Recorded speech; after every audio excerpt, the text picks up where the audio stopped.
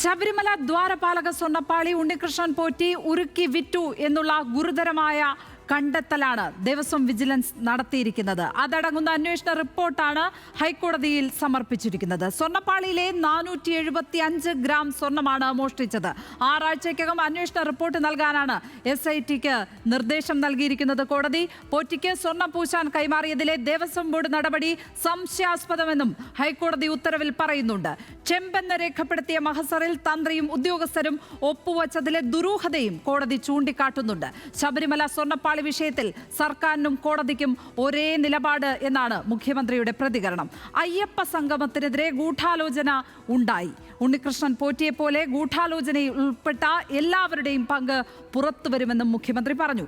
ദ്വാരപാലക ശില്പം കോടീശ്വരന് വിൽക്കാൻ കൂട്ടുനിന്നവർ നിയമത്തിന് മുന്നിൽ വരണമെന്ന് പ്രതിപക്ഷ നേതാവ് VD സതീശൻ പറഞ്ഞു. സർക്കാരിൻ്റേത് ഉണ്ണികൃഷ്ണൻ പോറ്റിയെ സംരക്ഷിക്കുന്ന നിലപാടാണെന്നും സതീശൻ ആരോപിച്ചു. ഹോട്ട് ആൻഡ് ടോക്ക് ചോദിക്കുന്നു, ആരുടെ ഗൂഢാലോചന?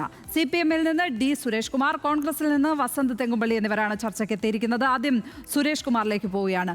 ശ്രീ D സുരേഷ് കുമാർ, ഈ വിഷയത്തിൽ ശബരിമലയിൽ ദുരൂഹമായ ചില ഇടപാടുകൾ നടന്നു എന്ന കാര്യത്തിൽ അടിവരയിടുന്നുണ്ട് ഹൈക്കോടതി. സ്വർണ്ണമോഷണമടക്കം നടന്നു എന്ന കാര്യത്തിലും കോടതി സ്ഥിരീകരണമാണ് ഇന്നത്തെ ഉത്തരവ്. അങ്ങനെ തന്നെ വേണം ഇന്നത്തെ ഉത്തരവിനെ നമ്മൾ കാണേണ്ടത്.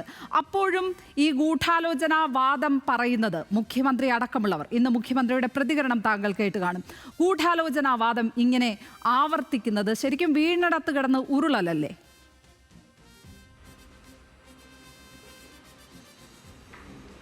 അല്ല, ഒരിക്കലുമല്ല. കേരളത്തിൻ്റെ മുഖ്യമന്ത്രിക്ക് അങ്ങനെ വീണിടത്ത് കിടന്ന് ഉരുളേണ്ടുന്ന ആവശ്യമല്ല. വളരെ ഷാർപ്പായി കൃത്യമായിട്ടാണ് അദ്ദേഹം ഇത്തരത്തിലുള്ളൊരു കാര്യത്തോട് പ്രതികരിച്ചിട്ടുള്ളത്. നമുക്ക് അദ്ദേഹത്തിൻ്റെ വാർത്താ സമ്മേളനം തുടക്കം മുതൽ ശ്രദ്ധിച്ചിട്ടുള്ള ആളുകൾക്കറിയാം. വളരെ കൃത്യതയോടുകൂടി മറയ്ക്കാനൊന്നുമില്ലാത്ത ഒരു സർക്കാർ എന്നുള്ള നിലയ്ക്ക് 2019 ഇപ്പോൾ ബഹുമാനപ്പെട്ട ഹൈക്കോടതിയുടെ ദേവസ്വം ബെഞ്ച്, ആ ദേവസ്വം ബെഞ്ചിൻ്റെ വിധി തന്നെ 1999 മുതലുള്ള മുഴുവൻ ചരിത്രവും അവിടെ നടന്നിട്ടുള്ള മുഴുവൻ കാര്യങ്ങളെ സംബന്ധിച്ചും സമഗ്രമായിട്ടുള്ള അന്വേഷണം നടത്തണം എന്നുള്ളതാണ്. അതിനു വേണ്ടിയിട്ടുള്ള ഇപ്പോൾ SIT സ്പെഷ്യൽ ഇൻവെസ്റ്റിഗേഷൻ ടീമിനെയും നിയോഗിച്ചു കഴിഞ്ഞു. ആ ടീമിൻ്റെ പൂർണ്ണമായിട്ടുള്ള ചുമതല എന്ന് പറയുന്നത് ഈ സ്വർണ്ണപ്പാളിയുമായി ബന്ധപ്പെട്ട വിഷയത്തെ സംബന്ധിച്ചാണ്.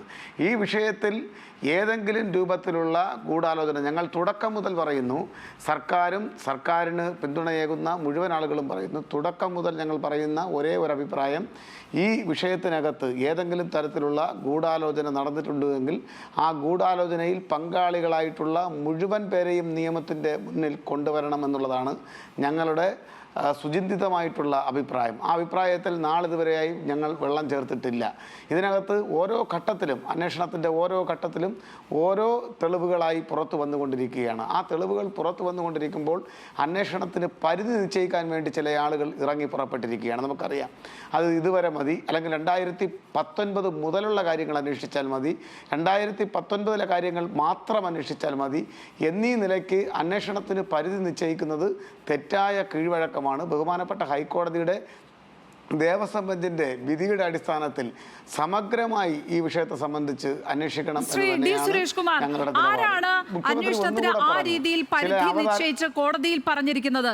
കോടതിയിൽ ഏത് കക്ഷിയാണ് അങ്ങനെ പറഞ്ഞിരിക്കുന്നത് അന്വേഷണത്തിന് പരിധി നിശ്ചയിക്കണം എന്നുള്ള കാര്യം? അല്ല, കോടതിയിൽ പറഞ്ഞതല്ല, മാധ്യമങ്ങളിലൂടെ. ഞാൻ ഈ ദേവസ്വം ബോർഡിൻ്റെ ഈ വിഷയവുമായി ബന്ധപ്പെട്ട് ഞാൻ ചർച്ചയിൽ പങ്കെടുക്കുന്നത് ആദ്യമായിട്ടല്ല.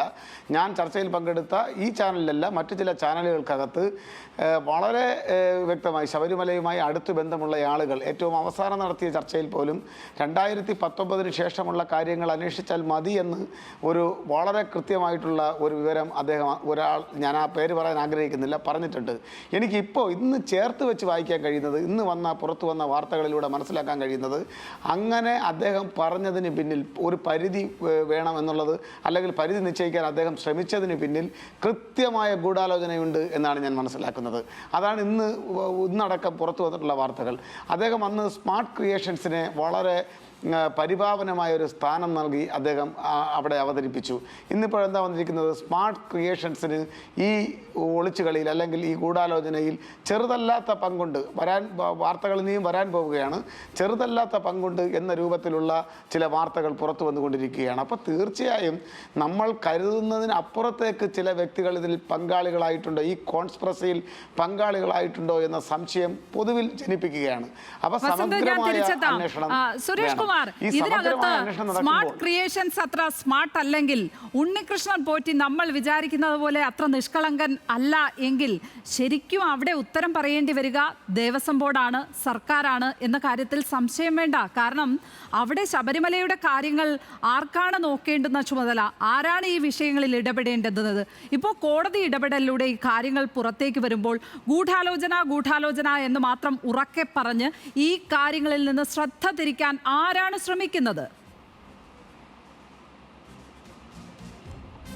നോക്കൂ ലക്ഷ്മി, അങ്ങനെ ശ്രദ്ധ തിരിക്കാൻ ആരും ശ്രമിക്കുന്നില്ല. ദേവസ്വം ബോർഡും സർക്കാരും ഈ കാര്യത്തിലുള്ള അവരുടെ ഉത്തരവാദിത്വമാണ് ഈ പറയുന്ന അന്വേഷണത്തിനടക്കമുള്ള കാര്യങ്ങളിൽ പൂർണ്ണമായ പിന്തുണ പ്രഖ്യാപിച്ച് അതിന് ഉപോത്ബലമേകുന്ന നിലയിലുള്ള നിലപാട് സ്വീകരിച്ച് മുന്നോട്ട് പോകുന്നത്. ഒന്നത്, നിങ്ങൾക്ക് കണ്ണിക്കാൻ ചിലപ്പോൾ വാദഗതികളുണ്ടാകാം. രണ്ടാമത്തെ കാര്യം എന്ന് പറയുന്നത്, ദേവസ്വം ബോർഡ് ഒരു കാര്യം തീരുമാനിക്കുകയാണ്. ഇപ്പോൾ അവിടെ വന്നിട്ടുള്ള വിദഗ്ധ അഭിപ്രായത്തെ മാനിച്ചുകൊണ്ട് സ്വർണം പൂശുന്നതിന് വേണ്ടിയോ അല്ലെങ്കിൽ ഈ പറയുന്നത് പോലെ ക്ലാഡ് ചെയ്യുന്നതിന് വേണ്ടിയോ എന്ത് തീരുമാനം കൈക്കൊണ്ടാലും ആ തീരുമാനത്തെ വളച്ചൊടിച്ച് അതിനകത്ത് നിലപാടാക്കി മാറ്റിയതിന് പിന്നിൽ ഉദ്യോഗസ്ഥരാണ് എന്നുള്ളതാണ് ഈ സമയം വരെയുള്ള കണ്ടെത്തൽ. ഇതിന് അടുത്ത സ്റ്റെപ്പിലേക്ക് ചിലപ്പോൾ പോയേക്കാം. അങ്ങനെ പോകുമ്പോൾ നമുക്കതിനെ സംബന്ധിച്ച് സംസാരിക്കാം. ഈ സമയം വരെ ഉദ്യോഗസ്ഥരുടെ ഭാഗത്ത് നിന്ന് ഗുരുതരമായിട്ടുള്ള വീഴ്ച വന്നിട്ടുണ്ട് എന്നുള്ളതാണ്. ആ ഗുരുതരമായ വീഴ്ച യഥാസമയം കണ്ടുപിടിക്കുന്നതിന് ദേവസ്വം ബോർഡിന് ഏതെങ്കിലും രൂപത്തിലുള്ള പിഴവ് പറ്റിയിട്ടുണ്ടോ എന്നതിനെ സംബന്ധിച്ച് കൂടെ അന്വേഷിക്കേണ്ടതാണ്. ഇവിടെ നമ്മൾ മനസ്സിലാക്കേണ്ടത്, ദേവസ്വം ബോർഡ് പലപ്പോഴും സർക്കാരുമായി വളരെ സ്ട്രെയിറ്റായി എല്ലാ കാര്യങ്ങളിലും ഇടപെട്ട് പോകുന്നൊരുന്നല്ല. മറിച്ച് ദേവസ്വം ബെഞ്ച്, ഹൈക്കോടതിയുടെ ദേവസ്വം ബെഞ്ചും കമ്മീഷണറും ആ രൂപത്തിലുള്ളൊരു ഇടപെടൽ നടത്തിയാണ് പലപ്പോഴും പ്രത്യേകിച്ച് ശബരിമലയുടെ കാര്യങ്ങൾ മുന്നോട്ട് പോകുന്നത്. ഇതൊന്നും അറിയാത്തവരല്ല. അവിടെ ശ്രീകോവിലിനകത്ത് പ്രവേശിക്കുന്നതോ അവിടുത്തെ ഒരു ആണി ഇളക്കിയെടുക്കുന്നതിന് പോലും പ്രശ്നവിധിയും തന്ത്രിയുടെ ഇടപെടലും തന്ത്രിയുടെ അഭിപ്രായത്തിന് വലിയ വില നൽകുന്നതുമായിട്ടുള്ള ഒരു സംഗതിയൊക്കെ ഉള്ളതാണ്. അവിടെയാണ് നമ്മൾ പലപ്പോഴും രാഷ്ട്രീയമായിട്ട് മാത്രം ഈ കാര്യത്തെ വേർതിരിച്ച് കാണാനുള്ള പരിശ്രമം നടത്തുന്നത്. അതൊരു പാഴ്വേലയാണ്. ശബരിമലയെക്കുറിച്ച് അടുത്തറിയാവുന്ന ഒരാൾ പോലും ഇത്തരത്തിലുള്ള ഒരു വാദഗതിയുമായി ഒരു പൊള്ളയായ വാദഗതിയുമായി മുന്നോട്ട് വരില്ല. അതിനകത്ത് ഇതാണ് വസ്തുത. അതിനകത്ത് ദൈവികമായിട്ടുള്ള ചില കാര്യങ്ങളുണ്ട്, വിശ്വാസവുമായി ബന്ധപ്പെട്ട ചില കാര്യങ്ങളുണ്ട്. കേരളത്തിലെയും ഇന്ത്യയിലെയും ലോകത്തെയും തന്നെ അയ്യപ്പ വിശ്വാസികളെ പൊതുവിൽ ബാധിക്കുന്ന ഈ പ്രശ്നത്തിനകത്ത് ഒരു സർക്കാർ അങ്ങനെ സങ്കുചിതമായിട്ടുള്ള ഇടപെടൽ നടത്തുമെന്ന് നിങ്ങളാരും ചിന്തിക്കരുത്. അത് വ്യർത്ഥമായ ചിന്തയാണ് എന്നാണ് എനിക്ക് അതിനെ സംബന്ധിച്ച് സൂചിപ്പിക്കാനുള്ളത്. തിരിച്ചെത്താം ശ്രീ സുരേഷ് കുമാർ. അതുകൊണ്ട് തന്നെയാണ് ലോകമെമ്പാടുമുള്ള അയ്യപ്പ ഭക്തരുടെ കൺസേൺ ഉള്ളത് കൊണ്ട് തന്നെയാണ് ഈ വിഷയം ഇത്രമേൽ ചർച്ചയ്ക്ക് വിധേയമാക്കുന്നത്. അതുകൊണ്ട് തന്നെയാണ് അത്രയധികം ഇടപെടലുകൾ ഈ വിഷയത്തിൽ ഉണ്ടാകുന്നതും. തിരിച്ചെത്താം അഡ്വക്കേറ്റ് വസന്ത് തെങ്ങുമ്പള്ളി. ഇതിനകത്ത് ഇന്നും മുഖ്യമന്ത്രി ഗൂഢാലോചന വാദമാണ് ആവർത്തിച്ചുകൊണ്ടേയിരിക്കുന്നത്. അത് ഈ ശരിയായ സംഗതികളിൽ നിന്നുള്ള ഒരു ശ്രദ്ധ തിരിക്കലായി, അതല്ലെങ്കിൽ സംഭവിച്ചുപോയ മേൽനോട്ടക്കുറവ്, സംഭവിച്ചുപോയ വീഴ്ച അത് മറച്ചു വയ്ക്കുന്നതിനുള്ള ഒരു തന്ത്രമായിട്ടാണ് സത്യത്തിൽ എനിക്കത് കേട്ടപ്പോൾ തോന്നിയത്. ലക്ഷ്മിയും അങ്ങനെ അതിനെ സിംപ്ലിഫൈ ചെയ്യേണ്ട. സംഭവിച്ചു പോയ നോട്ടക്കുറവല്ല, ഇത് ഗൂഢാലോചനയുണ്ട്, ബോധപൂർവമായ ശ്രമം ഇതിന്റെ പിന്നിൽ നടന്നിട്ടുണ്ട്. പക്ഷെ ആ ഗൂഢാലോചന നടത്തിയതും അതിന്റെ പിന്നിൽ പ്രവർത്തിച്ചതും ഇന്ന് ഗൂഢാലോചന നടന്നേ എന്ന് വിളിച്ചു പറയുന്നവരാണ് എന്ന് മാത്രമാണ് അതിന്റെ വസ്തുത. ശ്രീ സുരേഷ് കുമാറിന്റെ 3 ഉത്തരങ്ങൾ പറയാനുണ്ട്. ഒന്ന്, അദ്ദേഹം പറഞ്ഞത് ആരോ കോടതിയിൽ പോയി പറഞ്ഞു എന്നാണ് ആദ്യം പറഞ്ഞത്. ആരോ കോടതിയിൽ പോയി പറഞ്ഞു, അയ്യോ 2019 വരെ തൊട്ടുള്ളത് അന്വേഷിച്ചാൽ മതിയേ എന്ന്. പിന്നീട് ലക്ഷ്മി എന്ന് ചോദിച്ചപ്പോൾ തിരുത്തി, അല്ല കഴിഞ്ഞ ദിവസം ഇന്നലെ ഇരുന്ന ചർച്ചയിൽ പറഞ്ഞു. ഇന്നലത്തെ പ്രൈം ടൈം ഡിബേറ്റിൽ ഞങ്ങൾ ഒരുമിച്ചാണ് ഇരുന്നത്. ഞാൻ ആ ചർച്ചയിൽ പറഞ്ഞിട്ടില്ല. പിന്നെ വേറെ ഏതെങ്കിലും ചർച്ചയിൽ ആരെങ്കിലും പറഞ്ഞിട്ടുണ്ടോ എന്ന് എനിക്കറിയില്ല. ഔദ്യോഗികമായി കോൺഗ്രസ് പാർട്ടി അങ്ങനെ ഒരു നിലപാടെടുത്തിട്ടില്ല. എന്നാൽ കോടതിയിൽ, ഞാൻ അന്നേ ദിവസം ഹൈക്കോടതിയിൽ ഉണ്ടായിരുന്ന അഭിഭാഷകനാണ്, സുരേഷ് കുമാർ അഭിഭാഷകനാണല്ലോ. അന്നേ ദിവസം കോടതിയിൽ 2019 മുതലുള്ളത് അന്വേഷിച്ചാൽ പോരാ എന്നുള്ളൊരു നിലപാടെടുത്തു. ആര്? ദേവസ്വം ബോർഡ്. ദേവസ്വം ബോർഡ് പറഞ്ഞു 70 തൊട്ടുള്ള അന്വേഷണം ഉണ്ടാവണം, 90 തൊട്ടുള്ള അന്വേഷണം ഉണ്ടാവണം എന്ന് വിവിധ ഘട്ടങ്ങളിലായി ദേവസ്വം ബോർഡിന്റെ അഭിഭാഷകൻ പറഞ്ഞു. അപ്പൊ കേരള ഹൈക്കോടതി പറഞ്ഞു അത് വേണ്ട. ഇപ്പൊ സ്വർണ്ണ ഈ കേസിലാണല്ലോ നിങ്ങളുടെ രാഷ്ട്രീയ മുതലെടുപ്പിനുള്ള തത്വം ആ ചാടിക്കളി ഇവിടെ വേണ്ട. ഇപ്പോൾ 2019 മുതലുള്ളത് അന്വേഷിച്ചാൽ മതി എന്ന് ബഹുമാനപ്പെട്ട കേരളത്തിലെ ഹൈക്കോടതി നിങ്ങളുടെ ദേവസ്വം ബോർഡിന്റെ അഭിഭാഷകന്റെ മുഖത്ത് നോക്കി പറഞ്ഞു. അപ്പോൾ ഏത് കാലം തൊട്ട് അന്വേഷിച്ചാൽ മതിയെന്നോ അല്ലെങ്കിൽ ഏത് കാലം തൊട്ട് അന്വേഷിക്കണമെന്നോ ബഹുമാനപ്പെട്ട കേരള ഹൈക്കോടതി പറഞ്ഞതിന് മുകളിൽ ഒരു തിരുത്തു പറഞ്ഞത് ദേവസ്വം ബോർഡാണ്, അല്ലെങ്കിൽ ദേവസ്വം ബോർഡ് മുഖേന സർക്കാരാണ്.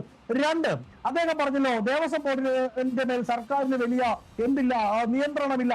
അങ്ങനെ നിയന്ത്രണമില്ലെങ്കിൽ പ്രിയപ്പെട്ട സുരേഷ് കുമാർ, അത് നിങ്ങളുടെ സർക്കാരിന്റെ പരാജയമാണ്. നിങ്ങളുടെ സർക്കാരിന് ദേവസ്വം ബോർഡ് പ്രസിഡന്റ് എന്ന് പറഞ്ഞ് നിങ്ങളുടെ സർക്കാർ നിയോഗിക്കുന്ന ആളിലൂടെ അവിടുത്തെ ഭരണം നടത്താൻ പറ്റുന്നില്ലെങ്കിൽ നിങ്ങൾ രാജിവെച്ച് വേറെ പണി നോക്കുന്നതായിരിക്കും നല്ലത് എന്നത് പ്രധാനപ്പെട്ട കാര്യം. ഇനി അദ്ദേഹം പറഞ്ഞു നിലവിൽ ഇപ്പൊ ലക്ഷ്മിയോട് അടക്കമാണ് പറഞ്ഞത്, നിലവിൽ ഇപ്പോൾ ദേവസ്വം ബോർഡ് ഉദ്യോഗസ്ഥരാണല്ലോ പ്രതി ചേർക്കപ്പെട്ടിരിക്കുന്നത്. അപ്പൊ അതുവരെ ചർച്ച ചെയ്യാം.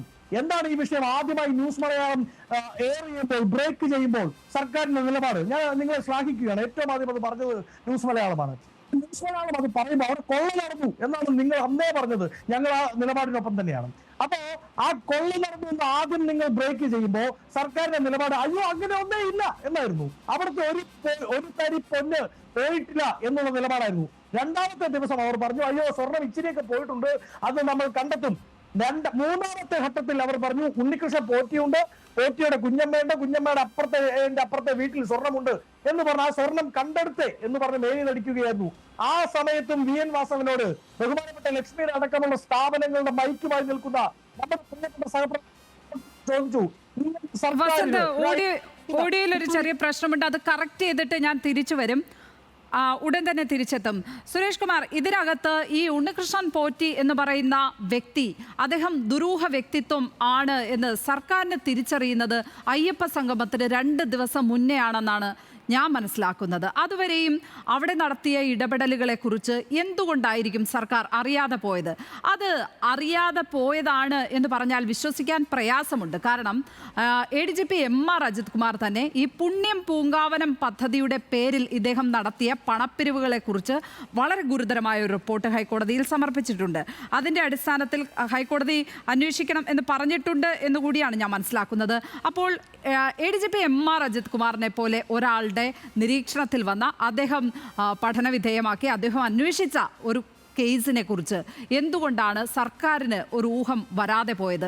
അപ്പോൾ ഈ 2 ദിവസം മുന്നേ അയ്യപ്പ സംഗമത്തിന് 2 ദിവസം മുന്നേ ഉണ്ണികൃഷ്ണൻ പോറ്റി ഇത് പറയുന്നത് വരെയും ഉണ്ണികൃഷ്ണൻ പോറ്റി എന്തുകൊണ്ടാണ് സംശയിക്കാത്തത് എന്തുകൊണ്ടാണ്? വീണ്ടും സ്വർണം ഇദ്ദേഹത്തിൻ്റെ കയ്യിൽ കൊടുത്ത് ഇദ്ദേഹം പറയുന്ന ഇടത്ത് കൊണ്ടുപോയി ഇത് ചെയ്യുവാനുള്ള ഒരു തീരുമാനം, അത് വലിയ പിഴവ് തന്നെയല്ലേ? നോക്കൂ ലക്ഷ്മി, ഞാൻ കൃത്യമായി അതിന് മറുപടി പറയാം. അതിനു മുൻപ് ഈ ബഹുമാനപ്പെട്ട കോൺഗ്രസിൻ്റെ പ്രതിനിധി ശ്രീ വസന്ത് തെങ്ങുംപള്ളി സ്ഥിരം ചെയ്യുന്നത് പോലെ ഈ പ്രേക്ഷകരെ തെറ്റിദ്ധരിപ്പിക്കുന്നതിന് വേണ്ടിയിട്ടുള്ള പരിശ്രമം തുടർച്ചയായി നടത്തിക്കൊണ്ടിരിക്കുകയാണ്. അദ്ദേഹം ആദ്യം പറഞ്ഞു ഇതൊരു സർക്കാരിൻ്റെ ഗൂഢാലോചനയാണെന്ന് എവിടെയാണ് തെളിയിക്കപ്പെട്ടത്? അങ്ങനെ തെളിയിക്കപ്പെട്ടാൽ നിങ്ങളോട് അതിന് ആ രൂപത്തിൽ മറുപടി പറയാൻ ഞാൻ ഉത്തരവാദിത്വമുള്ളയാളാണ്, ബാധ്യസ്ഥനാണ്. ചുമ്മാ എന്തെങ്കിലും വിളിച്ച് പറയുന്ന ഒരു പതിവ് രീതിയുണ്ട്. ഞാൻ അതിനെക്കുറിച്ച് മോശമായി സംസാരിക്കാൻ ആഗ്രഹിക്കുന്നില്ല. അത്തരമൊരു ചർച്ചയല്ല ഇവിടെ നടത്തേണ്ടുന്നത്. അങ്ങനെ ആരും കണ്ടെത്താത്ത സ്ഥിതിക്ക് വസന്ത് തെങ്ങുംപള്ളി അങ്ങനെ ഒരു നിഗമനത്തിലേക്ക് താങ്കൾ എത്തിച്ചേരേണ്ട. അങ്ങനെയാണെങ്കിൽ ഞങ്ങൾക്ക് ചില പിന്നാമ്പുറ കാര്യങ്ങൾ പറയേണ്ടി വരും. ഈ ദേവസ്വം ബോർഡുമായി ബന്ധപ്പെട്ട് ഈ ദേവസ്വം ബോർഡിൻ്റെ ചരിത്രത്തിൽ ഏറ്റവും വലിയ അഴിമതി നടന്നിട്ടുള്ളത് കോൺഗ്രസ് കേരളം ഭരിക്കുന്ന സന്ദർഭത്തിലാണ്. ഞാൻ അതിൻ്റെ വിശദാംശങ്ങളിലേക്ക് കടക്കാൻ വേണ്ടി ആഗ്രഹിക്കുന്നില്ല. പാത്രം വാങ്ങാതെ പാത്രത്തിൻ്റെ ബില്ല് ശബരിമലയിൽ കൊണ്ടുവച്ച്, ചെങ്ങന്നൂരിൽ ഇല്ലാത്ത സ്ഥാപനത്തിൻ്റെ പേരിൽ ശബരിമലയിൽ കൊണ്ടുവച്ച് 1,86 ലക്ഷം രൂപ മോഷ്ടിച്ചെടുത്തത്, കട്ടെടുത്തത് ആര് കേരളം ഭരിച്ചപ്പോഴാണെന്നുള്ളതിനെ സംബന്ധിച്ച് കൃത്യമായി ജനങ്ങൾക്കറിയാം. തുടർന്ന് ഇങ്ങോട്ടുള്ള അഴിമതി കഥകൾ ഇനി അങ്ങനെ അതാണ് ചർച്ചയെങ്കിൽ ഒന്നൊന്നായി ഞാൻ പറഞ്ഞു തരാം. ഒന്നൊന്നായി ഓരോ കാര്യങ്ങളായി പറഞ്ഞുതരാം. ശാസ്താ ക്ഷേത്രത്തിൽ സ്വർണ്ണ കൊടിമരവുമായി ബന്ധപ്പെട്ടുണ്ടായിട്ടുള്ള അഴിമതി, അവിടെ നിന്ന് ആദ്യമായി സ്വർണ്ണം മോഷ്ടിച്ചത് ആരുടെ കാലഘട്ടത്തിലാണ് എന്നതിനെ സംബന്ധിച്ച് കൃത്യമായി ഞാൻ പറയും. രണ്ടാമത് അദ്ദേഹം പറഞ്ഞു ദൈനംദിന കാര്യങ്ങളിൽ ദേവസ്വം ബോർഡ് സർക്കാർ ഇടപെടേണ്ടതില്ല എന്നുള്ള തീരുമാനം എടുത്തിട്ടുണ്ട്. അങ്ങനെയൊക്കെ ഞാൻ പറഞ്ഞത് എന്താണ്, ആ അമ്പലവുമായി ബന്ധപ്പെട്ട് പ്രത്യേകിച്ച് ശബരിമലയുമായി ബന്ധപ്പെട്ട് ഞാനത് വളരെ വിശദമായി പറയാത്തതാണ്. തന്ത്രിമുഖ്യന്മാരും മറ്റു കാര്യങ്ങളുമായി ബന്ധപ്പെട്ട് ഒട്ടേറെ കാര്യങ്ങൾ നടക്കുന്നുണ്ട്. ബഹുമാനപ്പെട്ട ലക്ഷ്മി ചോദിച്ച ഒരു ചോദ്യത്തിന് അവിടെയാണൊരു മറുപടി. ഇത്തരത്തിലുള്ള അവതാരങ്ങളെ സംബന്ധിച്ച് വളരെ കൃത്യമായി കേരളത്തിൻ്റെ മുഖ്യമന്ത്രി തന്നെ സവിസ്തരം സൂചിപ്പിച്ചു കഴിഞ്ഞു. ഈ കാര്യങ്ങളിൽ വളരെ നേരത്തെ ഒരുപക്ഷെ ഒരു കൃത്യമായ ഗ്രഹപാഠമില്ലാതെ സർക്കാർ ഇടപെട്ടാൽ അപ്പോൾ വരും വിമർശകർ, സർക്കാർ ശബരിമലയുടെ കാര്യത്തിൽ അനാവശ്യ ഇടപെടലുമായി വരുന്നു എന്നതായിരിക്കും സർക്കാരിനെ സംബന്ധിച്ചുള്ള വിമർശനം. ഞാനത് ആ ഭാഗത്തേക്ക് കടക്കാൻ വേണ്ടി ആഗ്രഹിക്കുന്നില്ല. ഇത്തരത്തിലുള്ള അവതാരങ്ങളെ എന്നേക്കുമായി ശബരിമലയുടെ പടിക്ക് പുറത്തു നിർത്തുന്നതിന് വേണ്ടിയിട്ടാണ് വളരെ കാര്യങ്ങൾ സുതാര്യമാകുന്നതിന് വേണ്ടി ആഗോള അയ്യപ്പ സംഗമം നടത്തിയത്. ആ ആഗോള അയ്യപ്പ സംഗമത്തെ തകർക്കുന്നതിന് വേണ്ടി, ആരെങ്കിലും കുറ്റം പറയുന്നു തോന്നുന്നില്ല സുരേഷ് കുമാർ. അങ്ങനെ ഒരാൾ ദുരൂഹമായ ഒരു ഇടപെടൽ നടത്തുന്നതായി ഒരു പോലീസ് റിപ്പോർട്ട് കിട്ടുന്നു. ആ പോലീസ് റിപ്പോർട്ട് കോടതി സമക്ഷം ഇരിക്കുകയാണ്. അതിന്റെ അടിസ്ഥാനത്തിൽ ഒരു നടപടിയിലേക്ക് പോയാൽ ഇദ്ദേഹത്തിന്റെ വാറണ്ടി ലൈസൻസ് വേണമെങ്കിൽ റദ്ദ് ചെയ്യാവുന്നതായിരുന്നു. പക്ഷെ അതുപോലും ചെയ്തിട്ടില്ല. അങ്ങനെ അദ്ദേഹത്തെ വീണ്ടും ശബരിമലയുമായി സഹകരിപ്പിച്ചതിലുള്ള അതിൻ്റെ ഉത്തരവാദിത്വം ശരിക്കും ദേവസ്വം ബോർഡിനുണ്ട്. അപ്പോൾ ഉറപ്പായും അത് സർക്കാരിന് മറുപടി പറയേണ്ടുന്ന കാര്യമാണ്. കാരണം ആഗോള അയ്യപ്പ സംഗമം സംഘടിപ്പിച്ച സർക്കാരാണ് നമ്മുടേത്.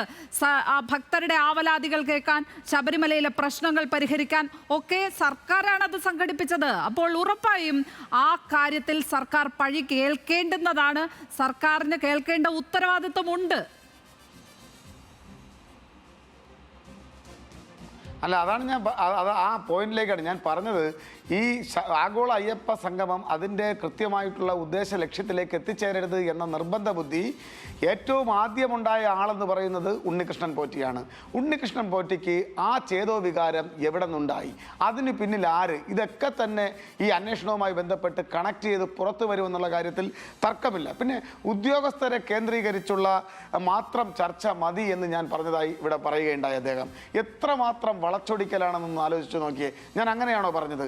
ഇപ്പോൾ തുടക്കം മുതൽ ഈ എത്തിയ ദേവസ്വം ബെഞ്ച് തന്നെ പ്രസ്താവിച്ചിട്ടുള്ളത് അന്വേഷണ ഉദ്യോഗസ്ഥരുടെ നിലവിൽ ഈ സമയം വരെയുള്ള ടൈം വരെയുള്ള നിഗമനം എന്ന് പറയുന്നത് ഉദ്യോഗസ്ഥരുമായി ബന്ധപ്പെട്ട് ചില കാര്യങ്ങൾ ഗൂഢാലോചന നടന്നിട്ടുണ്ടെന്നാണ്. അതിനപ്പുറത്തേക്ക് ആരെങ്കിലും കൈകടത്തിയിട്ടുണ്ട് എങ്കിൽ അവരെ സംരക്ഷിക്കുന്ന ഒരു നിലപാടും സർക്കാരിൻ്റെ ഭാഗത്തു നിന്ന് ഉണ്ടാവുകയില്ല എന്ന് മാധ്യമപ്രവർത്തകരെ സാക്ഷി നിർത്തിക്കൊണ്ട് അർത്ഥശങ്കക്കിടയില്ലാത്ത വിധം കേരളത്തിൻ്റെ മുഖ്യമന്ത്രി പ്രസ്താവിച്ചിട്ട് ഏതാനും മിനിറ്റുകൾ മാത്രമേ ആയിട്ടുള്ളൂ. സുരേഷ് കുമാർ വസന്ത്, നേരത്തെ സുരേഷ് കുമാർ പറഞ്ഞത് താങ്കൾ ഈ കാര്യത്തിൽ സർക്കാർ ഗൂഢാലോചന നടത്തുന്നു എന്ന് പറയുന്ന അനാവശ്യമായ ഒരു വാദം ഉയർത്തിയതിനെയാണ് വലിയ തോതിൽ സുരേഷ് കുമാർ വിമർശിച്ചത്. താങ്കൾ ഓഡിയോ ശരിയാക്കാൻ പോയ നേരത്തെ അത് കേട്ടോ എന്നറിയില്ല. അതിന് മറുപടി പറയാം. എന്തടിസ്ഥാനത്തിലാണ് സർക്കാർ ഇതിലൊരു ഗൂഢാലോചന നടത്തിയെന്ന ആരോപണം താങ്കൾ ഉയർത്തിയത് വസന്ത്? അല്ല, അതിനുത്തരം പറയാം. നേരത്തെ ഒന്ന് കംപ്ലീറ്റ് ചെയ്യണം. കാരണം സുരേഷ് കുമാർ ഇപ്പോഴും പറഞ്ഞു അദ്ദേഹം പറഞ്ഞില്ല എന്ന്. ഞാൻ എടുത്തു പറഞ്ഞ രണ്ട് കാര്യങ്ങൾ അദ്ദേഹം പറഞ്ഞില്ല എന്നാണ് പറയുന്നത്. സുരേഷ് കുമാർ പണ്ട് ഇത് നടക്കുമായിരുന്നു. ഏത് നിങ്ങളുടെ EMS-നോ നായനാറിനോ ഒക്കെ കൊല്ലത്തൊരു ബൈറ്റ് കൊടുത്തിട്ട് പത്തനംതിട്ടയിൽ പോയി വേറൊരു ബൈറ്റ് കൊടുക്കാം. പക്ഷെ അത് നടക്കില്ല. ഇന്ന് ലോകം മുഴുവൻ കണ്ടുകൊണ്ടിരിക്കുകയാണ്. യൂട്യൂബിലടക്കം അതിൻ്റെ റെക്കോർഡുണ്ട്.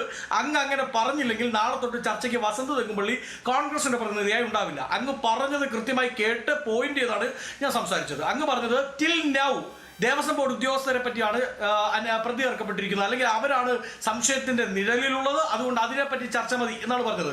ഞാൻ പറഞ്ഞത് ആ ക്രൊണോളജിയെ പറ്റിയാണ്. ആദ്യം ഇവർ പറഞ്ഞു സ്വർണം പോയിട്ടില്ല എന്ന്, രണ്ടാമത് പറഞ്ഞു സ്വർണം പോയിട്ടുണ്ടെന്ന്, മൂന്നാമത് പറഞ്ഞു സ്വർണം തിരിച്ചു കിട്ടിയെന്ന്, നാലാമത്തെ ഘട്ടത്തിൽ ഇപ്പോൾ നിങ്ങൾ പറയുന്നു ദേവസ്വം ബോർഡ് ഉദ്യോഗസ്ഥർക്ക് പങ്കുണ്ടെന്ന്. അതുപോലും നിങ്ങൾ അംഗീകരിച്ചിരുന്നില്ല. എന്നാൽ തുടക്കം തൊട്ട് ഞങ്ങൾ അടങ്ങുന്ന പ്രതിപക്ഷവും ഇവിടുത്തെ മാധ്യമങ്ങളും എടുത്തിരിക്കുന്ന നിലപാട് അവിടെ സർക്കാരിനും പങ്കുണ്ട് എന്നാണ്. ഇപ്പം ചിലർക്ക് മറ്റൊരു അഭിപ്രായം കാണും, സർക്കാരിന്റെ ശ്രദ്ധക്കുറവാണ് അല്ലെങ്കിൽ അങ്ങനെയാണ്. പക്ഷെ അതല്ല, അതിൽ സർക്കാരിന് പങ്കുണ്ട്. കൃത്യമായ ഗൂഢാലോചന സർക്കാരിന്റെ ഭാഗത്തു നിന്ന് അല്ലെങ്കിൽ ദേവസ്വം ബോർഡിന്റെ ഭാഗത്തു നിന്ന് ഉണ്ട് എന്നതാണ് ഞങ്ങളുടെ നിലപാട്. കാരണം ഒന്ന്, ഈ ദ്വാരപാലക ശില്പം എന്ന് പറയുന്നത് വിശ്വാസപ്രകാരം ദ്വാരപാലകൻ ദൈവം തന്നെയാണ്.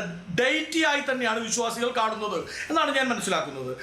എന്തെങ്കിലും തെറ്റുണ്ടെങ്കിൽ നിങ്ങൾക്ക് രണ്ടുപേർക്കും തിരുത്താം, കാരണം ഞാനൊരു ക്രൈസ്തവ വിശ്വാസിയാണ്. പക്ഷേ ശബരിമലയിൽ ഒരുപാട്, എൻ്റെ വീടിനോട് 10-15 കിലോമീറ്റർ ഉള്ളൂ. അപ്പോൾ ശബരിമലയിലെ വിശ്വാസികൾ ഈ ദ്വാരപാലകരെ കാണുന്നത് അയ്യപ്പനെ സംരക്ഷിക്കുന്ന, ആ ഡേറ്റിയെ സംരക്ഷിക്കുന്ന മറ്റൊരു ദൈവമായി തന്നെയാണ്.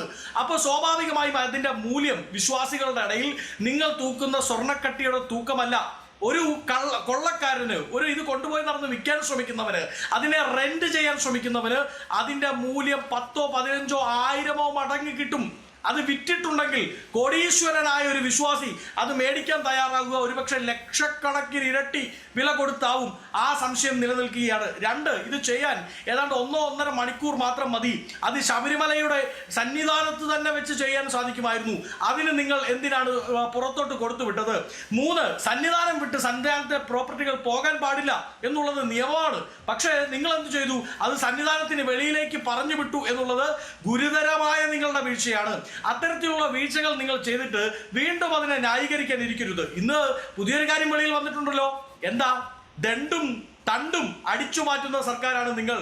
തൂണും തുരുമ്പും ഇരുമ്പും സ്വർണവും അടിച്ചു മാറ്റുന്ന സർക്കാരാണ് നിങ്ങൾ എന്ന് നിങ്ങൾ ദേവസ്വം ബോർഡ് പ്രസിഡന്റ്, മുൻ പ്രസിഡന്റ് തന്നെ അംഗീകരിക്കേണ്ടി വന്നു. എൻ്റെ മകൻ എന്തിനാണ് വെറുതെ ഈ മറ്റേ ടെൻഡറൊക്കെ വിളിച്ച് അതിൻ്റെ നോട്ടീസൊക്കെ ഇഷ്യൂ ചെയ്ത് പത്രത്തിൽ കൊടുത്ത് ടെൻഡർ ആരെങ്കിലും വരുന്നവർക്കൊക്കെ കൊടുക്കുന്നത്? ഇവിടെ എൻ്റെ മോൻ ഇരിക്കില്ല, അവന് കൊടുത്താൽ മതിയല്ലോ എന്ന് ഞാൻ ചിന്തിച്ചു എന്ന് പറയുന്ന അവസ്ഥയിലേക്ക് എത്തിയിട്ടുണ്ട്.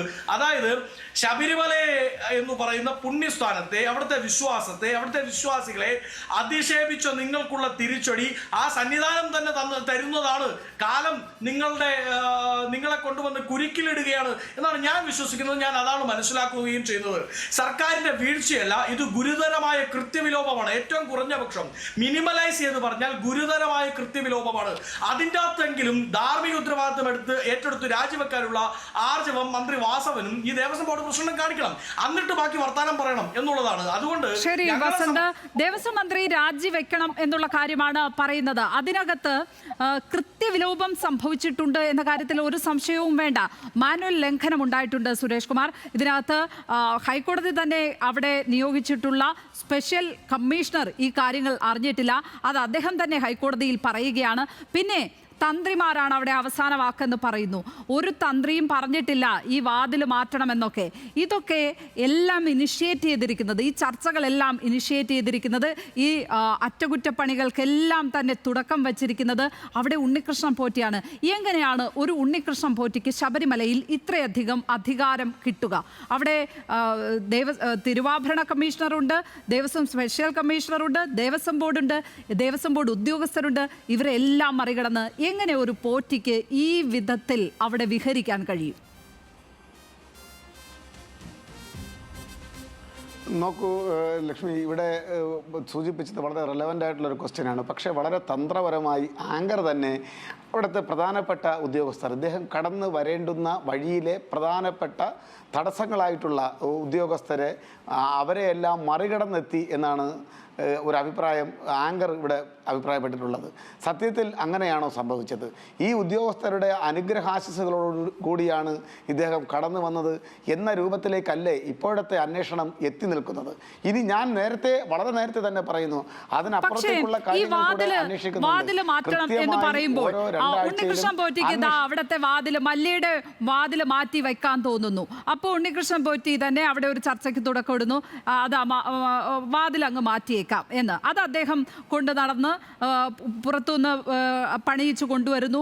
അത് തിരിച്ച് കൊണ്ടുവരുന്ന ആ വഴിക്ക് രഥയാത്രയായി കൊണ്ടുവരുന്നു.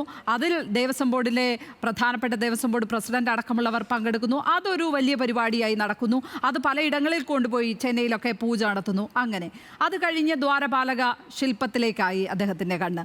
അത് അങ്ങനെ ഒന്നൊന്നായി ഇത് ചെയ്യാൻ എങ്ങനെയാണ് പറ്റുന്നത്? അവിടുത്തെ ദേവസ്വം ബോർഡ് ഉദ്യോഗസ്ഥർ മാത്രം വിചാരിച്ചാൽ അത് നടക്കുമോ? അത് സാധ്യമാകുമോ ശബരിമലയിൽ? എനിക്ക് അതിനെക്കുറിച്ച് അത്രയ്ക്ക് കൃത്യമായി ധാരണയില്ല. എങ്കിൽ പോലും ചോദിക്കുക, അതങ്ങനെ സാധ്യമാകുമോ ശബരിമലയിൽ? അല്ല, പുറത്തു വരുന്ന വാർത്തകൾ എൻ്റെ പരിധി വെച്ച് എനിക്ക് ബന്ധപ്പെടാൻ കഴിഞ്ഞ ആളുകൾ ഒക്കെ ഞാൻ മനസ്സിലാക്കുന്നത് ദേവസ്വം ബോർഡ് ഇത്തരത്തിൽ ഒരു തീരുമാനം കൈക്കൊണ്ടിട്ടില്ല. ഈ തീരുമാനത്തെ വളച്ചൊടിക്കുന്നത് ഉദ്യോഗ തലത്തിലാണ് എന്നുള്ളതാണ്. കൂടുതൽ വിവരങ്ങൾ അന്വേഷണത്തിലൂടെ പുറത്തു വരട്ടെ. പക്ഷേ സ്പെഷ്യൽ കമ്മീഷണർ അവിടെ അറിയണ്ടേ? മാത്രമല്ല ഈ സ്മാർട്ട് ക്രിയേഷൻസിനെ ഏൽപ്പിക്കുന്നത് അവിടെ 1000 രൂപയ്ക്കെങ്കിലും ഉള്ള ഒരു പണി ഏൽപ്പിക്കണമെങ്കിൽ അതിന് കൊട്ടേഷൻ വിളിക്കട്ടെ. ഇതെങ്ങനെയാണ് സ്മാർട്ട് ക്രിയേഷൻസിനെ ഇവരാണ് സ്മാർട്ട് എന്ന് തീരുമാനിക്കുന്നത്? ആരാണ്? ഞാൻ അതിൻ്റെ മറുപടി വളരെ കൃത്യമായി പറയാം. LDFിൻ്റെയും UDFിൻ്റെയും ദേവസ്വം ബോർഡുകൾ കേരളത്തിലുണ്ടായിരുന്ന സന്ദർഭത്തിൽ ഈ ശബരിമല ക്ഷേത്രത്തിൻ്റെ സ്വർണ്ണ പൂശൽ മാത്രമല്ല, തിരുവിതാംകൂർ ദേവസ്വം ബോർഡിന് കീഴിലെ മറ്റേതെങ്കിലും ദേവസ്വം ബോർഡിന് കീഴിലെ ക്ഷേത്രങ്ങളെ സംബന്ധിച്ച് എനിക്കറിയില്ല. തിരുവിതാംകൂർ ദേവസ്വം ബോർഡിന് കീഴിലെ നിരവധിയായിട്ടുള്ള ക്ഷേത്രങ്ങളിലെ സ്വർണ്ണ അറ്റകുറ്റപ്പണികൾ, ഞാൻ പറഞ്ഞ വരി വളരെ കൃത്യമാണ്, LDFിൻ്റെയും UDFിൻ്റെയും ദേവസ്വം ബോർഡുകളുടെ കാലത്ത് സ്മാർട്ട് ക്രിയേഷൻസ് തന്നെയാണ് നടത്തി വരുന്നത്. രേഖകൾ പരിശോധിക്കാം, വാർത്തകൾ നിങ്ങൾക്ക് വിശകലനം ചെയ്യാം. ഇവിടെ കോൺഗ്രസിൻ്റെ പ്രതിനിധി ഞങ്ങൾ വളരെ സമർത്ഥന്മാരാണ്, ഞങ്ങൾ ഒരു പാവക്കറയിലും പെട്ടിട്ടില്ലാത്തവരാണ് എന്ന രൂപത്തിൽ LDFിനെ അടച്ചാക്ഷേപിച്ചുകൊണ്ട് നിരവധിയായി ഇങ്ങനെ വർത്തമാനം പറഞ്ഞുകൊണ്ടിരിക്കുകയാണ്. എൻ്റെ പ്രിയപ്പെട്ട സുഹൃത്തെ, ശർക്കര അഴിമതി നടത്തിയത് ആരുടെ കാലത്താണെന്ന് അറിയാമോ? ശബരിമലയിൽ ദേവസ്വം ബോർഡ് അംഗങ്ങളുടെ യാത്രാപ്പടി അഴിമതി ആരുടെ കാലത്താണെന്ന് അറിയാമോ? ശാസ്താംകോട്ട ശ്രീധർമ്മശാസ്ത്ര ക്ഷേത്രത്തിൽ സ്വർണ്ണക്കൊടിമരം പൂശുന്നതുമായി ബന്ധപ്പെട്ട് 4.5 കിലോ സ്വർണം മോഷ്ടിക്കപ്പെട്ടത് ആരുടെ കാലത്താണെന്ന് അറിയാമോ? വ്യാജ ബില്ലുകൾ, സാധനങ്ങൾ വാങ്ങിയിട്ട് വ്യാജ ബില്ലുകൾ വെച്ച് പണം തട്ടിയെടുത്തത് ആരുടെ കാലത്താണെന്ന് അറിയാമോ? പാത്രങ്ങൾ വാങ്ങി വ്യാജ ബില്ല് വെച്ചത് ആരുടെ കാലത്താണെന്ന് അറിയാമോ? ഇതിനെ സംബന്ധിച്ച് ചില കാര്യങ്ങൾ അന്വേഷിക്കുന്നതിന് വേണ്ടി നമ്മളിൽ നിന്നും വേർപെട്ട് അന്തരിച്ചു പോയ പ്രിയങ്കരനായ അഡ്വക്കേറ്റ് ചെറുന്നിയൂർ P. ശശിധരൻ നായരെ കമ്മീഷനായി നിയമിച്ച് ആ അന്വേഷണം നടത്തിയത് ആരുടെ കാലഘട്ടത്താണെന്ന് അറിയാമോ? ഞാൻ നിങ്ങളുടെ മന്ത്രിയുടെയും മറ്റാളുകളുടെയും പേരൊന്നും എൻ്റെ രാഷ്ട്രീയ മര്യാദ കൊണ്ട് മാന്യത കൊണ്ട് ഞാൻ പറയാത്തതാണ്. നിങ്ങൾ ഇത്രയും അഴിമതിയിൽ മുങ്ങിക്കുളിച്ച് നിന്നിട്ട് അവിടെ നിന്ന് വന്ന് ഞങ്ങൾ അഴിമതിക്കാരെയല്ല, ഞങ്ങൾ ഇതൊന്നും ചെയ്യുന്ന ആളുകളെയല്ല എന്ന് നിങ്ങൾ ആരെ നോക്കിയാണ് പറയുന്നത്? ഈ കാര്യങ്ങളെ സംബന്ധിച്ച് വളരെ കൃത്യമായി വിശകലനം ചെയ്യുന്ന, കൃത്യമായി വാർത്തകൾ കാണുന്ന, പത്രങ്ങളിലൂടെ വാർത്തകൾ വായിക്കുന്ന കേരളീയനെ, വിശ്വാസി സമൂഹത്തെയാണ് തുടർച്ചയായി തെറ്റിദ്ധരിപ്പിക്കാൻ വേണ്ടി ശ്രമിച്ചുകൊണ്ടിരിക്കുന്നത്. അഴിമതി കാട്ടിയാൽ ഞങ്ങൾക്കും അഴിമതി കാണിക്കാമെന്ന് പറയുന്ന വാദം തന്നെ ശരിയല്ല. താങ്കൾക്ക് ആ മറുപടി വസന്ത് തെങ്ങുംപള്ളിയോട് പറയാം. പക്ഷേ ചാനലിൽ പറയുമ്പോൾ നിലയിലേക്ക് പോയാൽ അവിടെ നടന്ന ക്രമക്കേടുകൾക്ക് അത് ന്യായീകരണമാകില്ല. നോക്കൂ ഞാൻ എല്ലാ ബഹുമാനവും നിലനിർത്തിക്കൊണ്ട് പറയട്ടെ, ഇല്ലാത്ത വാചകം എൻ്റെ വായിലേക്ക് എന്തിനാണ് തിരികെ കയറ്റാൻ ശ്രമിക്കുന്നത്? ഞാൻ അങ്ങനെ പറഞ്ഞു, അവർ അഴിമതി കാണിച്ചത് കൊണ്ട് ഞങ്ങൾക്കും അഴിമതി കാണിക്കാമെന്നൊരു വാചകം ഞാൻ പറഞ്ഞു. എന്തിനാണ് എന്നെ ഇങ്ങനെ ഈ രൂപത്തിൽ ഞാൻ പറയാത്ത കാര്യങ്ങൾ എന്നിലേക്ക് തിരികെ കയറ്റാൻ വേണ്ടി ശ്രമിക്കുന്നത്? അത് തെറ്റല്ലേ? ഞാൻ പറഞ്ഞത് അഴിമതിയുടെ ഒരു പ്രീവിയസ് അല്ല, ഞാൻ പറയട്ടെ, അഴിമതിയുടെ ഒരു പ്രീവിയസ് ഹിസ്റ്ററി, ഒരു പിന്നാമ്പുറ ചരിത്രം തന്നെ അവർക്കുണ്ട്. അതുപോലെ അവർ എല്ലാവരും ഇത്തരത്തിലുള്ള കാര്യങ്ങൾ ചെയ്താൽ അതിൽ നിന്നും പണം കൈപ്പറ്റുന്നവരാണ് എന്ന മിഥ്യാധാരണ കോൺഗ്രസിനെയും ഐക്യജനാധിപത്യ മുന്നണിയെയും കേരളത്തിൽ കഴിഞ്ഞ കുറച്ച് കാലമായി തുടർച്ചയായി നയിച്ചുകൊണ്ടിരിക്കുകയാണ്. എന്നാൽ ആ ധാരണയിൽ നിന്ന് നിങ്ങൾ പുറത്തു വരണം. ഞങ്ങൾ അങ്ങനെയല്ല, ഞങ്ങൾ അങ്ങനെ ചെയ്തിട്ടില്ല. പക്ഷേ അവിടെ നടന്നിട്ടുള്ള കാര്യങ്ങളെ സംബന്ധിച്ച് വസ്തുനിഷ്ഠമായി ഒരാളുടെയും അല്ലെങ്കിൽ കേരളത്തിലെ പോലീസിനാൽ നിയന്ത്രിക്കപ്പെടുന്ന, മുഖ്യമന്ത്രിയാൽ നിയന്ത്രിക്കപ്പെടുന്ന ഒരു അന്വേഷണമല്ല. ഹൈക്കോടതിയുടെ ദേവസ്വം ബെഞ്ചിൻ്റെ നേതൃത്വത്തിൽ സ്പെഷ്യൽ ഇൻവെസ്റ്റിഗേഷൻ ടീമിനെ നിയോഗിച്ചുകൊണ്ട് വളരെ കൃത്യമായി അന്വേഷണ പുരോഗതി കൃത്യമായി റിപ്പോർട്ട് ചെയ്യണം എന്ന നിലയിൽ നിർദ്ദേശം കൊടുത്തുകൊണ്ടുള്ള ഒരു വളരെ കൃത്യമായ അന്വേഷണം നടക്കുകയാണ്. ആ അന്വേഷണത്തിൽ ഇവിടെ തൃപ്തിയുണ്ടോ എന്നുള്ളതിനെ സംബന്ധിച്ച് കോൺഗ്രസിൻ്റെ പ്രതിനിധി പറയണം. കാരണം അദ്ദേഹത്തിൻ്റെ തലതൊട്ടപ്പനായിട്ടുള്ള നേതാവ് ശ്രീ VD സതീശൻ ഈ കേസ് CBI ഏൽപ്പിക്കണം എന്ന് പറഞ്ഞിരിക്കുകയാണ്. അപ്പോൾ ദേവസ്വം ബെഞ്ചിൻ്റെ, ഹൈക്കോടതിയുടെ ദേവസ്വം ബെഞ്ചിൻ്റെ നിർദ്ദേശാനുസരണം നടക്കുന്ന, മേൽനോട്ടത്തിൽ നടക്കുന്ന ഈ അന്വേഷണത്തിൽ അദ്ദേഹം എന്തോ പാകപ്പിഴ കാണുന്നുണ്ട്. അത് നമ്മൾ വളരെ കൃത്യമായി മനസ്സിലാക്കണം. ആ പാകപ്പിഴ എന്താണ് എന്ന് പുറത്ത് വന്ന് ജനങ്ങളോട് പറയാനുള്ള ധാർമ്മികമായ ഉത്തരവാദിത്വം കോൺഗ്രസിനുണ്ട്. ഈ വിഷയത്തിൽ ഈ SIT അന്വേഷണത്തിൽ സംതൃപ്തരല്ലേ പ്രതിപക്ഷം? എന്താണ് നിങ്ങളുടെ പ്രതിപക്ഷത്തിന്റെ ഒരു വികാരം? ഈ അന്വേഷണത്തിൽ എന്താണ്? ശ്രീമതി ലക്ഷ്മി പത്മ, ഇപ്പോൾ അദ്ദേഹം പറഞ്ഞൊരു കാര്യം എന്താ, ശർക്കര മുതൽ പഞ്ചസാര വരെയുള്ള അഴിമതി നടത്തിയത് UDF കാലത്താണ്, അയ്യപ്പന്റെ സ്വർണം മുതൽ എല്ലാം അടിച്ചു മാറ്റിയത് UDFകാരാണ് എന്നാണ് പറയുന്നത്. അദ്ദേഹം മനസ്സിലാക്കേണ്ടത്, അദ്ദേഹം ഏതെങ്കിലും സ്വപ്നത്തിലാണോ അതോ ഇനി ടൈം ട്രാവലർ വെച്ച് 2016 തന്നെ അദ്ദേഹം നിൽക്കുകയാണോ എന്ന് എനിക്കറിയില്ല. ഇനി ആണെങ്കിൽ അദ്ദേഹം ഒരു വണ്ടി പിടിച്ച് പെട്ടെന്ന് വരണം. 2016 കാലം കഴിഞ്ഞ് ഇപ്പോൾ 2026 ആവാൻ ഏതാണ്ട് മാസങ്ങൾ മാത്രമേ ഉള്ളൂ. 10 വർഷമായി ഇവിടം ഭരിക്കുന്നത് പിണറായി വിജയൻ സർക്കാരാണ്. ആഭ്യന്തരം കൈയാളുന്നത് പിണറായി വിജയൻ നേരിട്ടാണ്.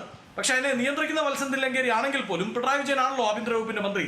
അപ്പൊ 10 വർഷമായി ശർക്കരയും അരിയും ഒക്കെ മോഷ്ടിച്ച കോൺഗ്രസുകാർക്ക് ഇവിടെ സ്വൈര്യവികാരം നടത്താൻ സാധിക്കുന്നുണ്ടെങ്കിൽ നിങ്ങൾ തൽക്കാലം നിങ്ങളുടെ ആഭ്യന്തര വകുപ്പിന്റെ മന്ത്രി അമ്പേ പരാജയമാണ് എന്ന് സമ്മതിക്കുന്നതായിരിക്കും നല്ലത്. അദ്ദേഹം സമ്മതിച്ചു, വാദത്തിൽ സമ്മതിച്ചു. ഇനി അത് ഓപ്പൺലി പറയുകയും കൂടെ ചെയ്യണം എന്ന് ഞാൻ ആഗ്രഹിക്കുകയാണ്. ഇനി CBI അന്വേഷണവുമായി ബന്ധപ്പെട്ട് എന്തുകൊണ്ടാണ് ഞങ്ങൾ CBI അന്വേഷണം ആദ്യഘട്ടം തൊട്ട് ആവശ്യപ്പെടുന്നത്? വെറും CBI അന്വേഷണമല്ല ഞങ്ങൾ ആവശ്യപ്പെടുന്നത്, ഹൈക്കോടതിയുടെ സിറ്റിംഗ് ജഡ്ജിയോ അത് ലഭ്യമല്ലെങ്കിൽ മാത്രം റിട്ടയർഡ് ജഡ്ജിയുടെയോ നേതൃത്വത്തിലുള്ള സർവലൻസിലുള്ള ഒരു CBI അന്വേഷണം. കാരണം ഇപ്പോൾ ഒന്നാമത് ഞങ്ങൾ പറഞ്ഞിരുന്നു, ദേവസ്വം ബോർഡിന് ഇത് അന്വേഷിക്കാനുള്ള ജുറിസ്ഡിക്ഷൻ ഇല്ല. അപ്പോഴാണ് അത് കോടതി അംഗീകരിക്കുകയും ഞങ്ങളുടെ വാദമല്ല, കോടതിക്ക് അത് മനസ്സിലാക്കിയതുകൊണ്ടാണ് ബഹുമാനപ്പെട്ട കേരള ഹൈക്കോടതി സ്പെഷ്യൽ ഇൻവെസ്റ്റിഗേഷൻ ടീം വേണമെന്ന് പറയുന്നത്. അവിടെ ഒരു ക്രൈം കമ്മിറ്റഡ് ആയിട്ടുണ്ട്. ആ ക്രൈം കമ്മിറ്റഡ് ആയെങ്കിൽ അത് അന്വേഷിക്കേണ്ടത് ദേവസ്വം ബോർഡോ ദേവസ്വം ബോർഡിന്റെ സംവിധാനങ്ങളോ അല്ല, വെളിയിലൊരു പോലീസ് ഏജൻസി ഉണ്ടാവണം. അങ്ങനെയാണ് SIT വരുന്നത്. പക്ഷേ SIT വന്നാൽ പോരാ. കാരണം SIT ആയി പ്രവർത്തിക്കുന്നതും പിണറായി വിജയൻ ഗവൺമെന്റിന്റെ കീഴിലുള്ള ആ ആഭ്യന്തര വകുപ്പിന്റെ കീഴിലുള്ള ഉദ്യോഗസ്ഥരാണ്. ഇന്ന് ഏറ്റവും കോടതി പറഞ്ഞിട്ടുണ്ടല്ലോ, കാര്യങ്ങൾ നേരിട്ട് റിപ്പോർട്ട് ചെയ്യണമെന്ന് പറഞ്ഞിട്ടുണ്ട്. ഞാനിന്ന് മനസ്സിലാക്കിയിടത്തോളം പ്രതിപക്ഷ നേതാവിന്റെ പ്രതികരണത്തിൽ നിന്നും ആ അന്വേഷണത്തെ സ്വാഗതം ചെയ്യുന്നതായാണ് മനസ്സിലാക്കുന്നത്. അല്ല അതുകൊണ്ട് അതാണ് ഞാൻ ലക്ഷ്മി പറഞ്ഞു വന്നത്. അതായത് ഞങ്ങൾ ഈ SIT അന്വേഷണം വരുന്നതിന് മുമ്പാണ് വളരെ കൃത്യമായി CBI അന്വേഷണം വേണമെന്ന് ആവശ്യപ്പെട്ടത്. ഇപ്പോൾ പോലും ഞങ്ങളുടെ ആകെയുള്ള ആശ്വാസം, വിശ്വാസികളുടെയും പ്രതിപക്ഷത്തിന്റെയും ആകെയുള്ള ആശ്വാസം ലക്ഷ്മി സൂചിപ്പിച്ചതുപോലെ ബഹുമാനപ്പെട്ട കേരള ഹൈക്കോടതി കൃത്യമായ വിധിയിൽ പറയുന്നുണ്ട്, ഞങ്ങൾ എല്ലാ ദിവസവും ഇതിന്റെ പിന്നിലുണ്ട്, ആരൊക്കെ പോയാലും ഞങ്ങൾ വിടില്ല എന്ന് വളരെ കൃത്യമായി ബഹുമാനപ്പെട്ട കേരളത്തിലെ ഹൈക്കോടതി പറഞ്ഞിട്ടുണ്ട്. അതുകൊണ്ട് തന്നെ ആ സർവലൻസിൽ ഞങ്ങൾ വിശ്വസിക്കുകയാണ്. എന്നാൽ പോലും നമ്മൾ തൃപ്തരല്ല. കാരണം അന്വേഷണം നടത്തുന്ന SITയുടെ ഉദ്യോഗസ്ഥർ അത് പിണറായി വിജയൻ ഗവൺമെന്റിന്റെ കീഴിലുള്ളവരാണ്. അവർ ഏറ്റവും കൂടുതൽ സംഘടനാ പ്രവർത്തനം നടത്തുന്ന പോലീസിനുള്ളിലെ സംവിധാനമാണ്. അപ്പൊ നമുക്ക് വിശ്വസിക്കാൻ പറ്റില്ല അവർ എത്രത്തോളം അന്വേഷിക്കുമെന്ന്. അതുകൊണ്ട് തന്നെ സാധിക്കുമെങ്കിൽ CBI അന്വേഷണം ആവശ്യപ്പെടുക തന്നെയാണ് പ്രതിപക്ഷത്തിന്റെ നിലപാട് എന്നുള്ളതാണ് യാഥാർത്ഥ്യം. ശരി വസന്ത് തെങ്ങുപള്ളി, ഏതായാലും സത്യസന്ധമായ അന്വേഷണം നടക്കട്ടെ. നന്ദി അഡ്വക്കേറ്റ് വസന്ത് തെങ്ങുപള്ളി. ഒപ്പം സുരേഷ് കുമാർ, വളരെയധികം നന്ദി ഈ വിഷയത്തിൽ ചർച്ചയ്ക്ക് എത്തിയതിന്.